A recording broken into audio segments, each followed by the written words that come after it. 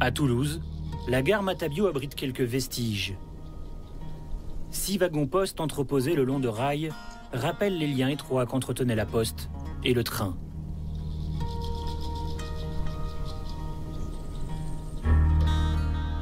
Les gardiens du temple sont tous d'anciens postiers.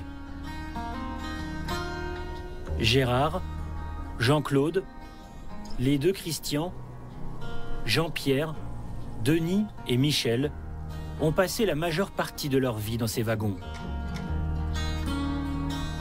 Des postiers ambulants qui triaient le courrier entre 2 gares. On les appelait les seigneurs de la poste. Michel, c'était le chef à bord. J'ai passé le concours d'agent d'exploitation en 57. Et la poste, pour moi, c'était le facteur et le bureau de poste.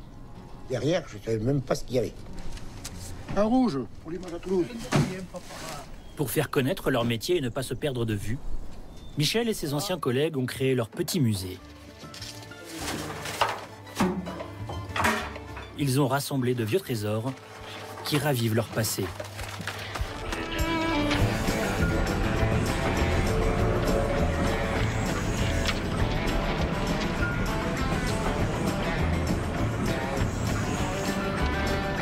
La mémoire a conservé les réflexes d'un travail manuel. Le wagon, c'était un monde à part. Un huis clos exclusivement masculin. Jean-Pierre se souvient de l'atmosphère étouffante qui régnait sous la tôle. Il y avait de la poussière, parce que ces sacs-là, c'est de la poussière, c'est traîné partout, dans tous les transbordements de France et de Navarre. Les conditions d'hygiène et de travail y étaient difficiles, voire pénibles. C'est très dur de se parler quand on roule à 160 km à l'heure, qu'on est dans les aiguillages, qu'il fait chaud ou qu'il fait froid.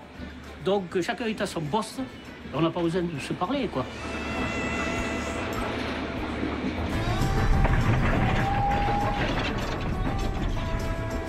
Robustes, travailleurs, les ambulants triaient le courrier debout, parfois jusqu'à 10 ou 11 heures d'affilée.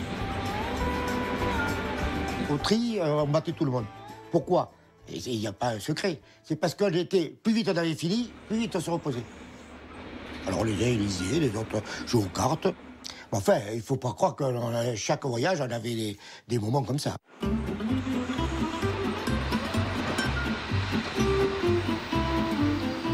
Du 15 décembre au 31 décembre, c'était l'enfer. Les sacs étaient partout. On ne pouvait pas bouger et tout ça.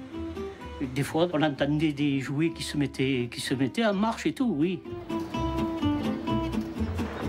Le travail était difficile, mais bien rémunéré. Bien mieux que dans les centres de tri installés dans les gares. En bout de ligne, les ambulants profitaient allègrement des quelques heures de liberté. Donc il y avait des petits groupes qui se formaient pour aller dans un restaurant, faire la fête. On ne passait pas 4 heures sans boire une bière, quoi. Et à la fin du mois, quand on touchait les indemnités, on allait les craquer au chèque qui fume.